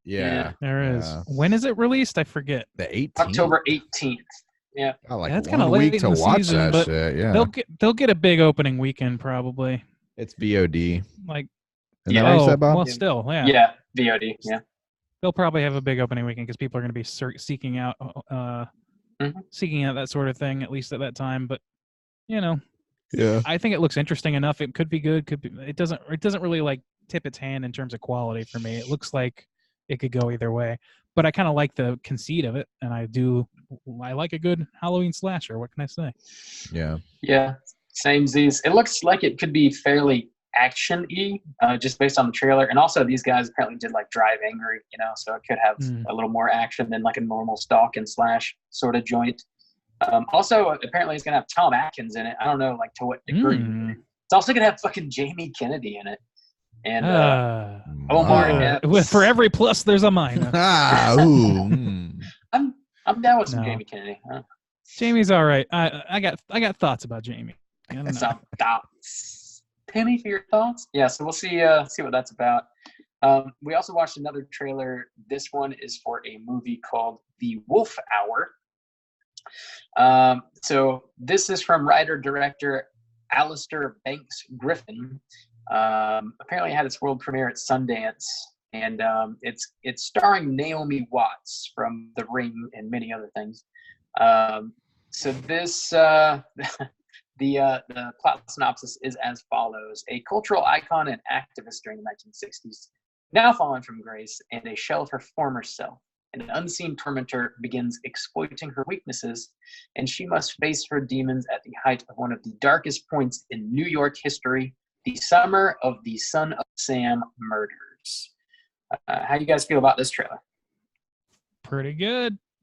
Yeah, I didn't get much of a horror vibe from it. Maybe like a psychological drama. Or like it's like definitely looks like it leans more into like the historical aspects of it, which is interesting. God, that summer look, it looks, which probably means it's of some quality. It looks miserable. Like Yeah. that It really summer does. heat, and just we've always talked about how shitty this New York looked back in the day, and it looks like that. It looks miserable. And also, like, I even just got a little squeamish. It seems like she's like a shut-in, and so her house is like starting to get grimier, and she like peeks out her window and the city's grimy now. It reminds me a It's like lot. dirty. It reminds me a lot of Deep Red, but it's like Deep Red with Taxi Driver happening just outside the window. Yeah, it looks like it's got some like rear window. Not Deep Red. I'm thinking of Repulsion. Sorry, not Deep Red. Repulsion. Yeah, sorry, some like rear window vibes going on. And also, like, I'm pretty sold on this just because I like Naomi Watts in just about anything I've ever seen her in.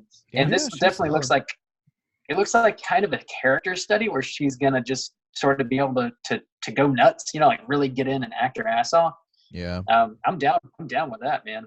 Yeah, it's probably going to be a wealth of riches from her because God, she is great. And I don't know, like, I like a good character study movie to begin with, like, even if it's not like horror related, like, so it's kind of speaking my language, really. It's got one of the most capable actresses I know of that's operating today. It looks like it's going to be deep in character study territory. It's got that grime of 70s New York happening as well. It's got a real life serial killer and Son of Sam. Like, that's a lot of net positives for me. Yeah. in terms of wanting to see it. Yeah. It looks like the production design's pretty cool too, just based on the trailer. It looks like it's got somewhat of a budget, like somebody really put some TLC in regards to like designing the sets and everything. It looks. I'm impressed by the trailer. I'm excited to see it. There's no distribution lockdown, so we don't have a release date for this one yet. I imagine we'll probably be getting one before too long, just based on how freaking sweet it looks. Somebody's gonna want to pick this up, put it out. It's got a name attached to it too. So come on. Yeah, I'm into it. Yeah, we'll see what's up. That's what we got for the news this week.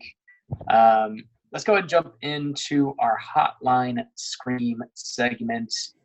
We have one voicemail this week. We have two voicemails this week, Bob. Two voicemails. Oh yeah, that's right. And they're not from Michael. Well, you guys are going to react to the second one. There is no way for me to listen to it.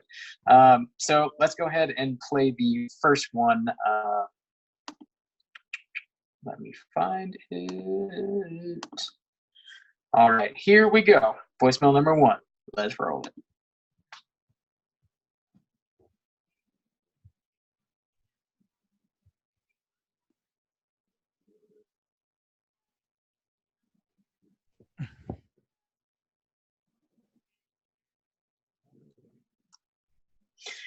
Tom, it's always good to hear from you, man. Thanks for calling in, checking in with us.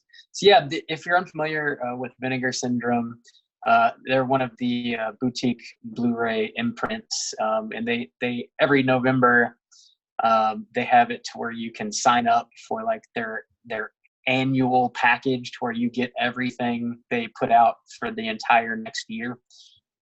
Can you only sign up in November? Yeah, I think so. I'm pretty sure they only do it for like on Black Friday. They'll start on Black Friday and have it open for like a week or something like that. Okay. But it's not something that interests me because they put out a ton of stuff that I just have no interest in really owning or seeing, because they don't just do like weird horror movies. They do a lot of like comedies and porn. They do porn. Shit that I don't want to own, like weird 70s cult porn. I don't need to own that. So no. Weird 70s cult porn, Rob. Yeah. I know you well enough to know that tickles a specific pickle. You were in that hotel room too, huh, Randy? I've seen a lot of things. That's all I'll say. Sucking on a kraut dog. Fire Rouge. Remy LeBob. Here we go. Yeah. Okay. Yeah. Thanks for calling, Tom. We have one more voicemail this week from old fan favorite Becky. Let's go and see what Becky has to say. Here we go.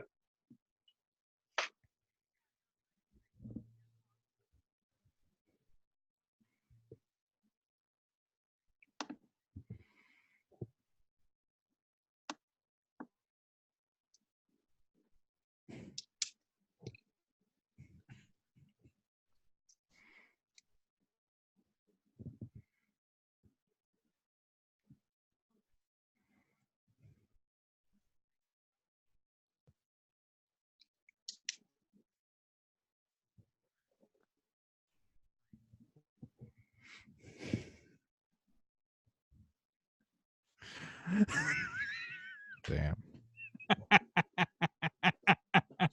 That's your lover, Randy. I know. Sure can pick them. That's a pretty mild story from Beck. Yeah. If you know Bex, that actually is pretty mild. That's a segment we call Becky Calls to Bum Us Out.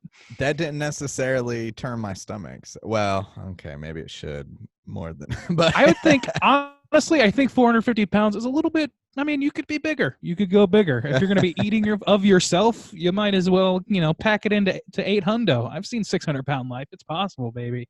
You know what Go home. really made me think of, like, when I heard this, like what I thought of though, is like, damn, is there really just someone for everyone?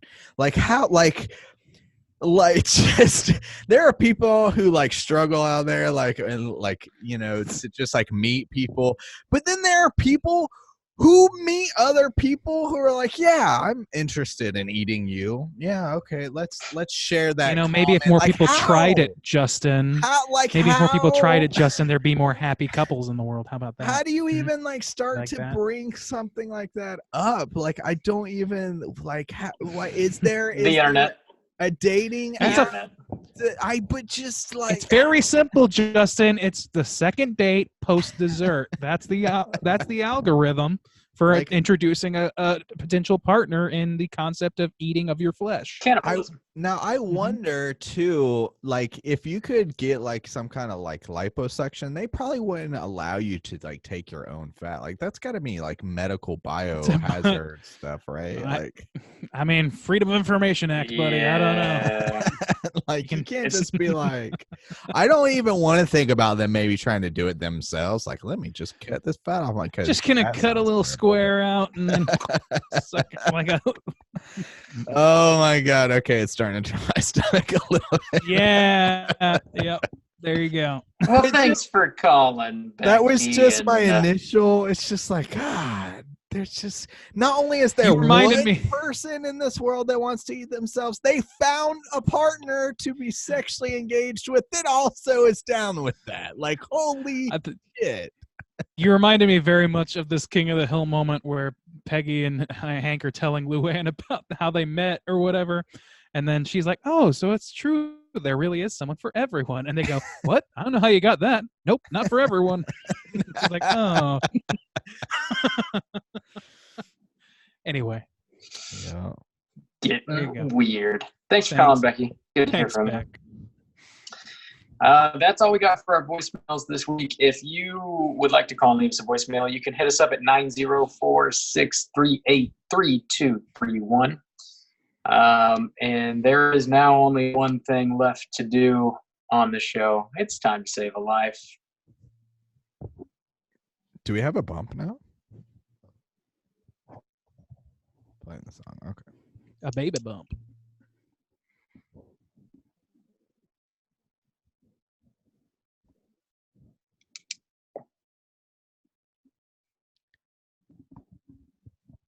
Justin, take it away.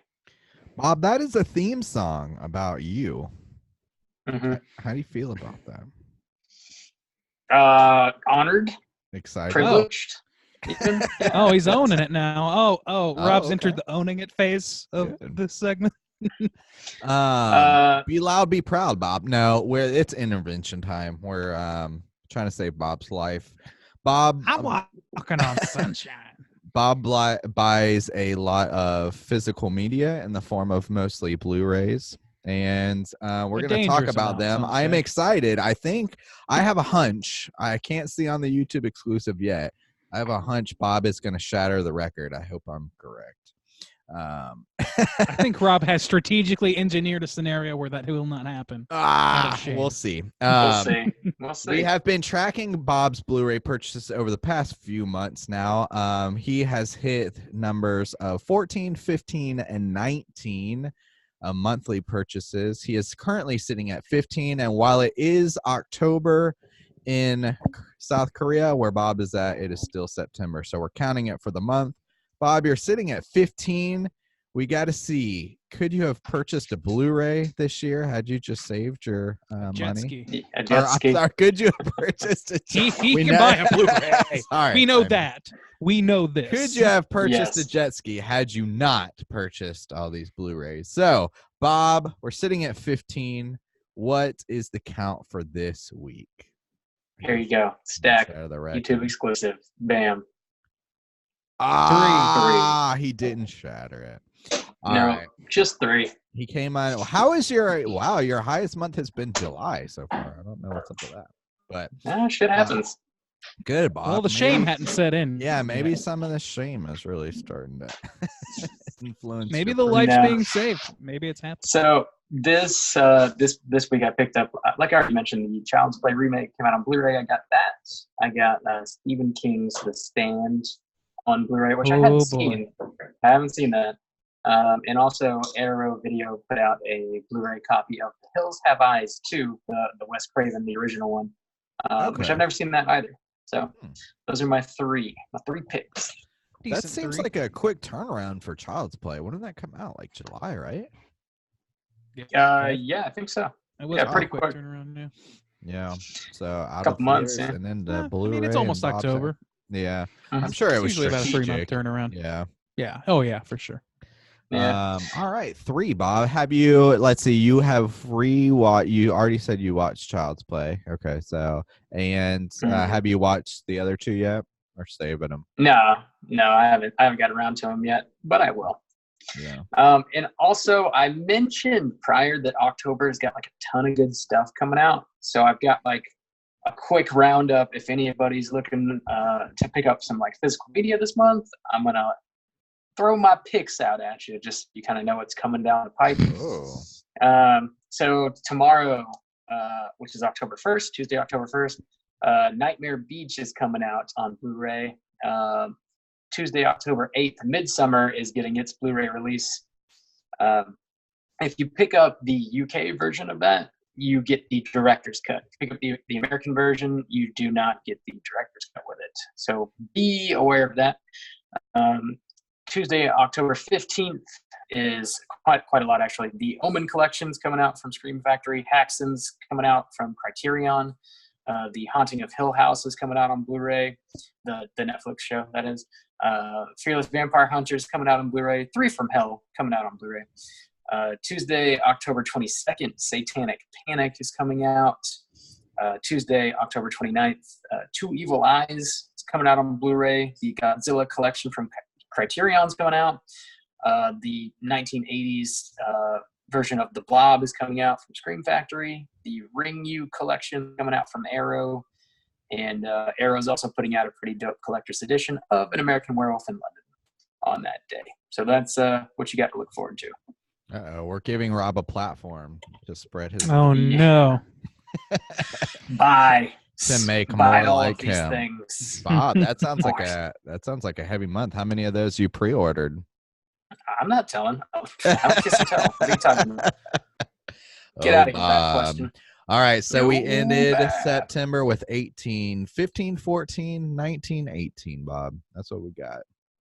Still haven't Cool. cracked that 20 mark. You think you'll hit it in You'll October? get there, buddy. I think October's see. your month. Probably. It's going to be a bloodbath, most likely. We'll see. What a An honest man. It's an what a way to honest man. describe it. Jeez. Fucking bloodbath. Oh my That's what we got this week here at Straight Chilling. We're going to be back next week with a brand new show, as always. So we're going to be kicking off the month of October with our very first Patreon pick of the fourth quarter. We're going to be starting by reviewing Deliverance, as was chosen by the one, the only Hydraberg. Thanks for supporting us on the Thanks, Patreon. Hydra. Spooky stuff. Yeah, I've never seen it. We'll see what's up. See what's up.